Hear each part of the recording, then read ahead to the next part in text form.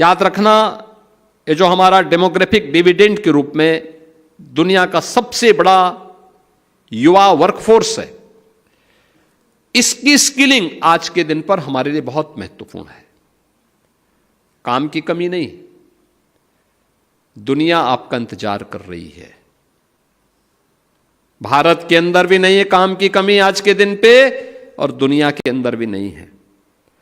हर जगह लोग मांग कर रहे हैं, और मैंने बार बार कहा है, हम लोग हर जिले में, मैंने विभाग को भी जिम्मेदारी दी है, मैंने कहा भी हर जिले में और इन तीनों विभागों को मिलकर के MSME, skill development and vocational education,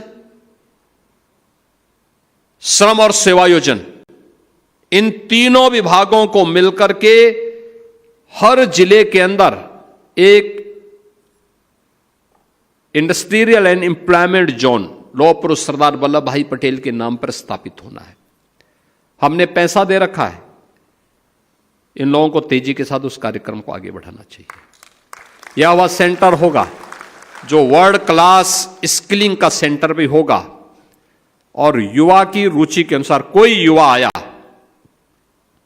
वो 8वीं पास है, 10वीं पास है, या ITI का सर्टिफिकेट लिया है, नौकरी चाहता है, किस फील्ड में जाना चाहता है, उसकी स्किलिंग होगी, उसको तत्काल वहां जॉब उपलब्ध करवाने की जिम्मेदारी ली जाएगी।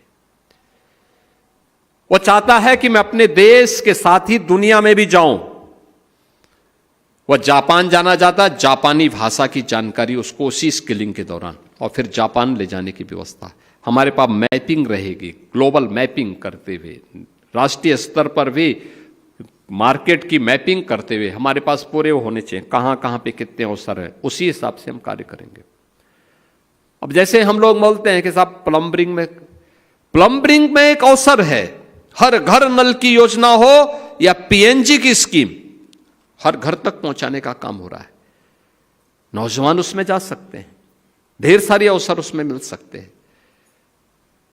दुनिया इलेक्ट्रॉनिक के इसमें जी रही है, डिजिटल इंडिया के इस युग में जा रही है, इसमें ढेर सारे अवसर हैं।